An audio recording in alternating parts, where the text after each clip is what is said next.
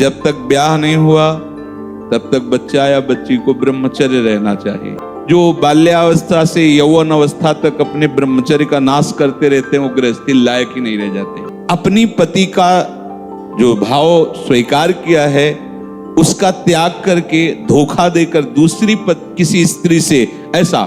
राधे राधे आप सभी को। आइए महाराज जी का ज्ञान भरा सत्संग सुनते हैं अंत तक और अपने जीवन को उन्नति की तरफ ले जाते हैं राधा नाम के साथ। आइए। परिस्त्री गमनम तथा, ये बहुत बड़ा पाप है। इसमें भागवत में आता है नरकों के वर्णन में कि जो स्त्री या पुरुष एक दूसरे को धर्म के विरुद्ध, जैसे जब तक ब्याह नहीं हुआ तब तक बच्चा या बच्ची को ब्रह्मचर्य रहना चाहिए। ये बड़े आनंद की बात होगी। आप रख के तो देखो, अगर आप ब्याह तक ब्रह्मचर्य रहे तो आपकी गृहस्थी ऐसी फली फूलेगी, आनंदमय होगी, देख लेना। अब जैसे गेहूं गलेथ में हो, गलेथ माने होता है कि बाली निकल रही है, फूल उसमें छोटे छोटे आ रहे हैं, अब उस फसल को काट लो, कुछ नहीं मिलेगा। महीना दो महीना रुको, उसको दाना पड़ने दो, परिपक्व होने दो, फिर अन्न राशि लग जाएगी। ऐसे ही ये ब्रह्मचर्य है। जो बाल्यावस्था से यौवन अवस्था तक अपने ब्रह्मचर्य का नाश करते रहते हैं वो गृहस्थी लायक ही नहीं रह जाते। मतलब वो बात नहीं होती जो जीवन में होना चाहिए, गृहस्थ धर्म के लिए अनिवार्य।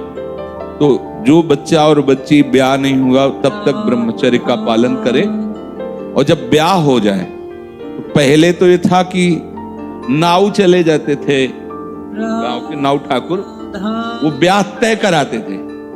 ना बच्चा देखता था ना बच्ची देखती थी। कितना निष्ठा, कितनी श्रद्धा।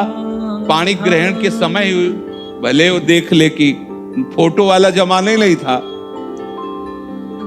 कभी किसी को जाना हो तो अपने लोगों में यहाँ शहर जाकर के वो पर्दा वर्दा लगाए होते थे, बैठ जाओ, वो जैसे कहीं जरूरत पड़ी उसमें। ऐसे मोबाइल ही नहीं था पहले की बात। कितनी श्रद्धा, विश्वास।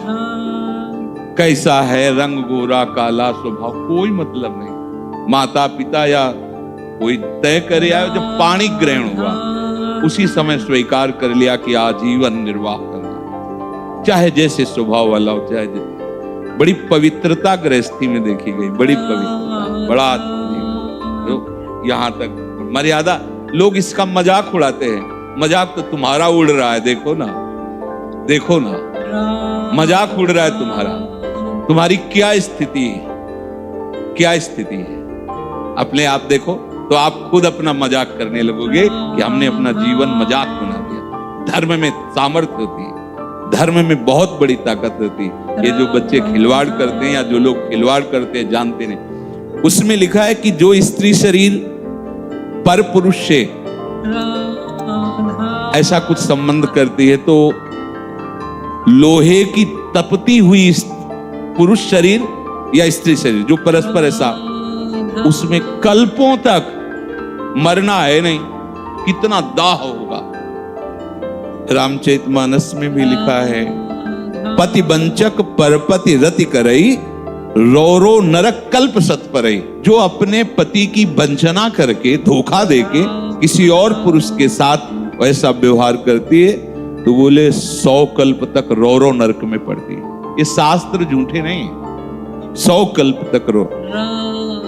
अगर तुम्हारे भाग्य में कहीं ऐसा पति है कि भाई लंगड़ा हो गया है, उसकी आंख खराब हो गई है, सुनाई नहीं देता है, वो रूपवान नहीं है, तो मिला तो तुम्हारे प्रारब्ध से ही है ना। तो अंध बधिर क्रोधी अति दीना, ऐसे पति करके अपमाना, नारी पाव जमपुर दुख नाना।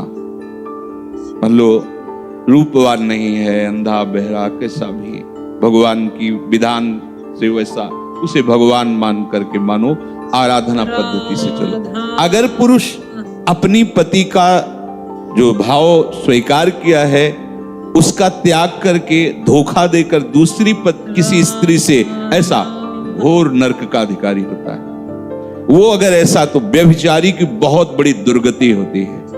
तो ऐसा कोई न समझे कि हम परिस्त्री गमन करके गोपाल शास्त्र नाम कर लेंगे तो पाप से बच जाएंगे। बकाया सामर्थ्य इतनी है कि अगर आप आज तक गलती हुई ऐसी और आज से स्वीकार करो कि अब लो नशानी अब ना नशी हो, और आप भगवान नाम कीर्तन करो, गोपाल शास्त्र नाम कीर्तन करो तो निष्पाप हो जाओगे, वो पाप आपको भोगना नहीं पड़ेगा। पर अगर आगे फिर कर दिया तो पीछे का ब्याज सहित जुड़ जाएगा।